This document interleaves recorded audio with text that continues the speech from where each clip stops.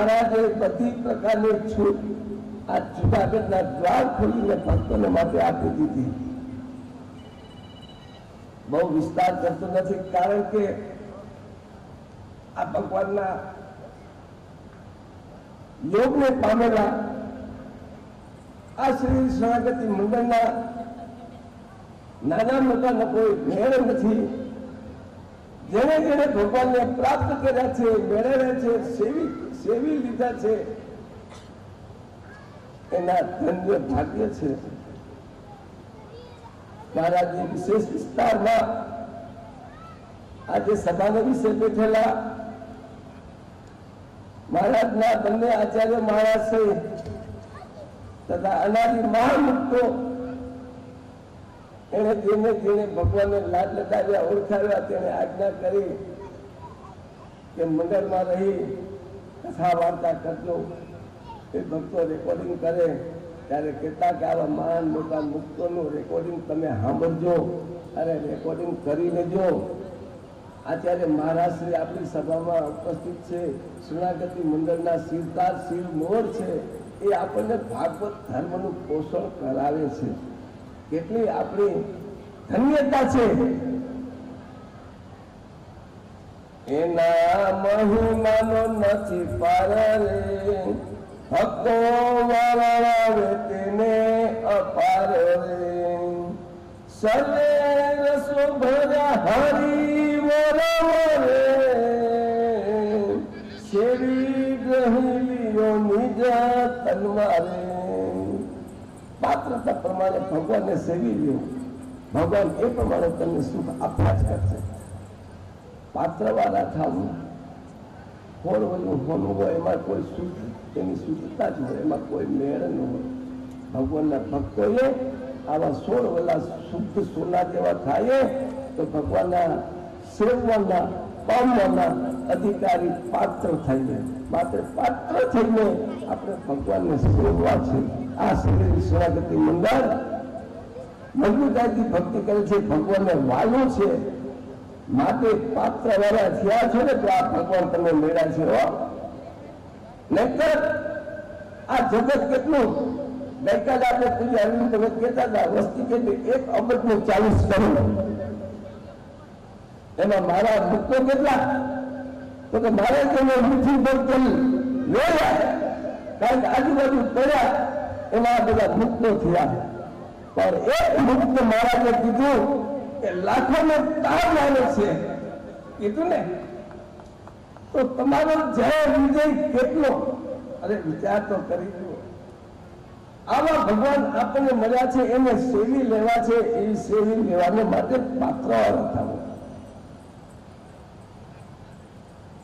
ગોપા ગોપીઓએ સેવી લીધા રે, હરિ પ્રત્યક્ષ સાથમાં વિચર્યા રે.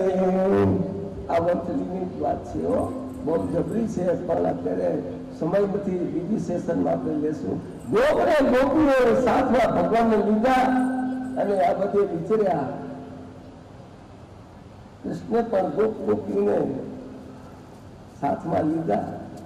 ગોપાલ તો રહી ગયા, પણ આ વખતે ગોપાલ ગોપી બંને ભગવાનને પામી લીધા, સેવી લીધા.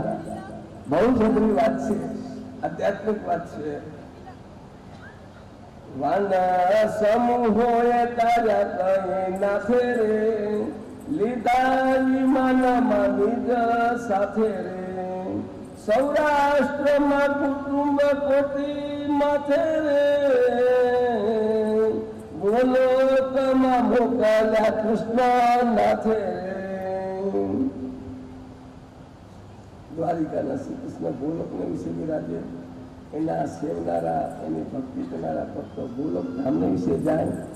મહારાજ પરમ ધામના અધિપતિ, ધામોના ધામી એવા તમને મળ્યા. એની ઉપાસના, એની સેવા, એની ભક્તિ કરેથી પરમ ધામના નિવાસી આપ થાવ. માટે ઉપાસના પ્રમાણે તમને ભગવાન સુખ આપે છે.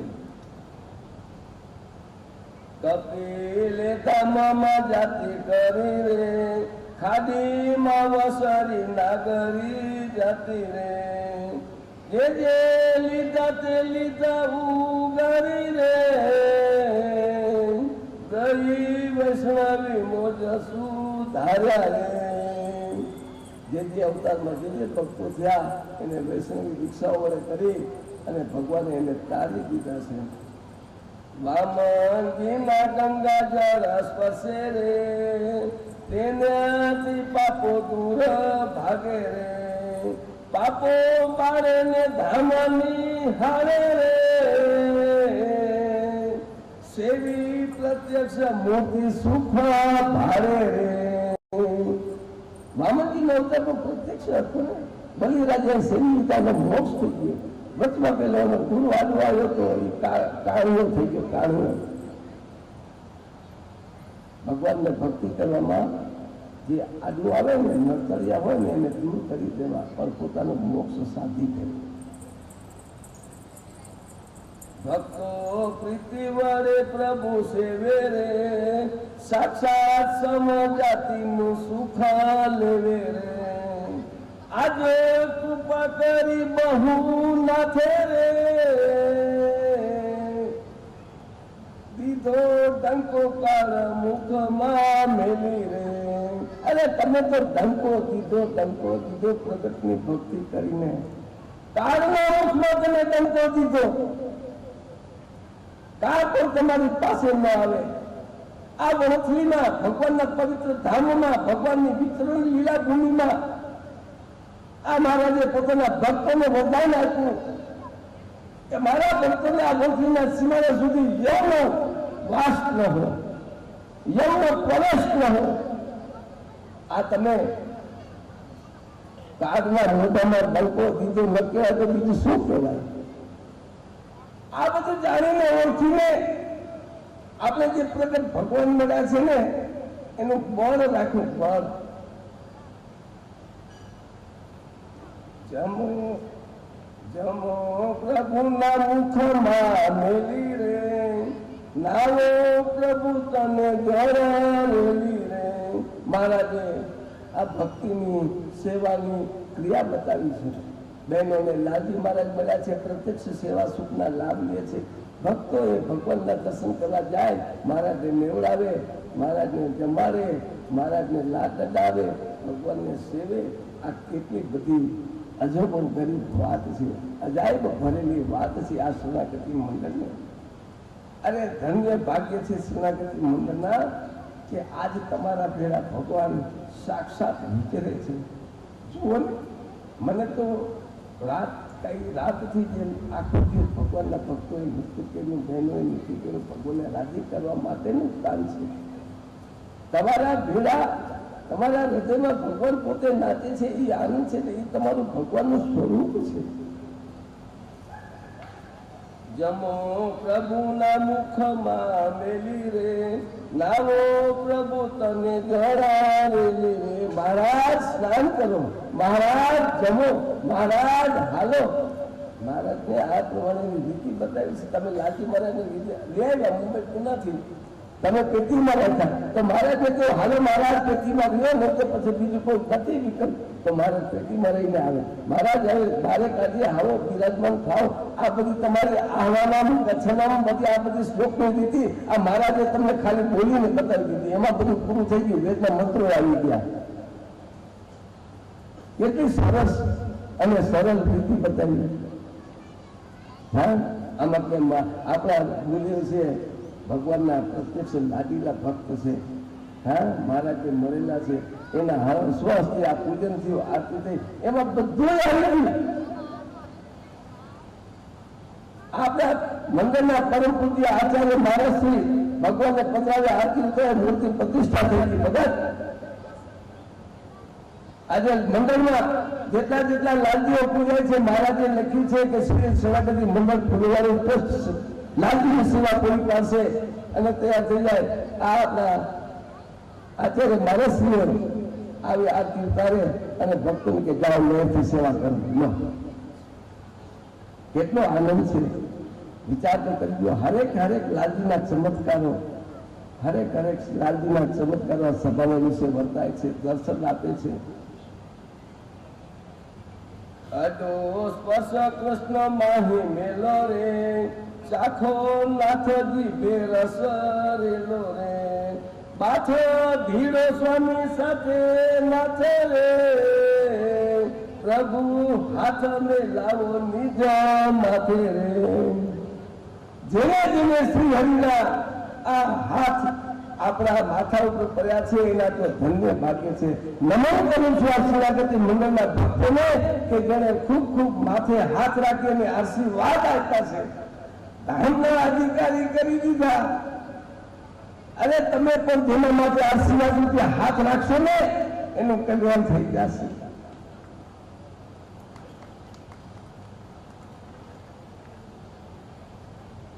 જેવી જેવી પાસે આનંદની હેલી રે સ્વામી અંતરમાં બેઠા જે હરે નહીં બાકી પ્રભુજીમાં કોઈ વતરે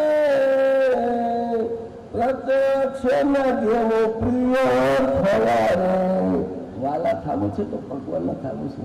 આ જગતને વાલા થવા જશો ને તો ક્યારેક દુઃખ રૂપે પણ થઈ જશે, કારણ કે જગત દુઃખ રૂપ જ છે અને ભગવાન તો વાલામાં વાલા છે. વાલા કરવા યોગ્ય હોય તો એક બાલકૃષ્ણ મહારાજ કમળાનંદન લાલ છે, એ તમને પ્રિય થઈ પડ્યા છે. આપણે ભગત કીર્તનોમાં ગાય છે, પ્રાણ પ્યારું છે મને અધિક વાલું છે, ગોપાલ દેવનું નામ મને પ્રાણ પ્યારું છે. ચિંતા મણી પરસ મણી ધનુ રે કામ દુર્દા કલ્પ કરું વેલ્યું રે ચંદન શીતળ શશી સંત સિદ્ધિ રે સાક્ષાત પ્રભુની સરવે સોમ બુદ્ધિ રે. જોજો આ પ્રત્યક્ષ ભગવાનના લાડીલા સંતો બેઠા છે ને એને જેવા તેવા નહીં સમજજો. શીતળ ચંદન પારસ મણી જેવા છે, કલ્પ તરુ જેવા છે. એમાંથી તમે જેવું ચિંતવો એને જેવા રાજી કરશો એવા તમને પ્રાપ્ત થશે. આ પ્રભુની સમૃદ્ધિ છે. વાલા ભક્તો એને જાળવી રાખજો તો તમે ભવિષ્યમાં એમાંથી સુખો લીધા જ કરશો. આ આધ્યાત્મિક યોગ છે, એની વાત કરું છું. તેના લાભ તો પ્રભુજી મળવે રે આપે પ્રભુને કોઈ ના કરે રે આવો સેવો ને સુખી પૂરો કામો રે થાવો કૃપા કરે તે સુખ ધામ રે દયા સિંધુ પૂરા કામ કરે રે માતે સૌના થયા શ્રી ઘમ શ્યામ રે. તમે મહારાજને રાજી થઈને મહારાજ અમારા ઉપર રાજી થાવ આવી નિષ્પૃહ ભાવનાથી નિરપેક્ષ ભાવનાથી કેવળ મહારાજ રાજી થાવાની સેવા કરો છો ને માટે મહારાજ તમને સૈનિક આપે તો કે તમને વશ થઈ ગયા. વશ બોલો કેટલા વર્ષ થઈ ગયા? અરે આ ભક્તો જે ઈચ્છે ને તે પૂરું થઈ જાય. કલ્પનામાં ન આવે એવા સમયાઓ થઈ જાય, ઉત્સવો મનાવાઈ જાય છે. બહુ બધી વાત છે પણ ટૂંકમાં જ કેવી છે. એમાં શ્રી મુકે કહે મહારાજ રે જે પ્રત્યક્ષ ના નથી જ્ઞાની રે. જ્ઞાનમાં જ્ઞાન કરવું ને તો પરમેશ્વર મળે એવું જ્ઞાન કરવું. પરમેશ્વર ન મળે તો એ શું કામનું? આખું મંદિર બનાવીએ પણ પરમેશ્વરની મૂર્તિ ન હોય તો મહારાજ કહે કે ઘર પણ સંસાર કહેવાય. માટે ભગવાન કહે છે કે ઘરને પણ મંદિર કરો, ભગવાનની મૂર્તિ પધરાવો અને ભગવાન કહે કે ગૃહસ્થના ધર્મ પાલન કરો તો તમારું ઘર પણ મંદિર છે. રખે ભૂલતા નહીં તેને ભાર્યા રે અસુર નહીં કદી સુર થાય રે. પણ જેના પુણ્ય જ નથી એ પ્રભુનો રાજીપો ક્યાંથી મેળવી શકે? તો તમારા પુણ્ય કેટલા જન્મ વિચાર તો કરી લો. પ્રત્યક્ષ ભગવાનના સંતના દર્શન કરવા જાય તો ડગલે ને ડગલે પુણ્ય પ્રાપ્ત થાય. એ ઢગલા કેટલા થાય? અને તો પ્રત્યક્ષ ભગવાનને સેવી જાઓ તો તમારા તો પુણ્યનો કોઈ પાર નથી, પાર નથી. એમાંથી તમે થોડુંક બીજાને દઈ દો ને તો એનું કલ્યાણ થઈ જાય. બીજાને દઈ દેવું એટલે કે ભજન તમને કરવાનું, આ દીધું કહેવાય.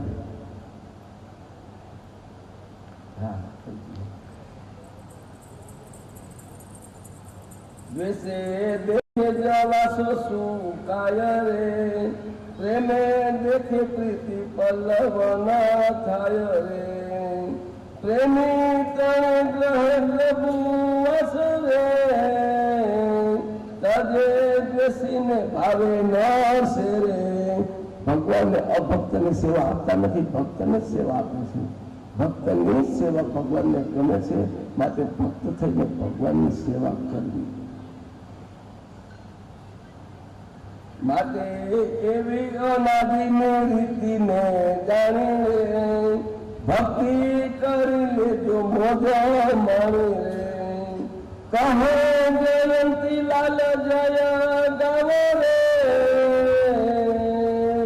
સ્વામી સેવાનો નિયમ મોટો લાવો રે.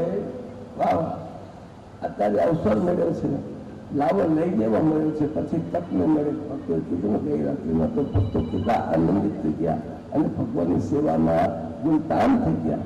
માટે જે લાવો મળ્યો છે એ લાવોને ચૂકવો નહીં.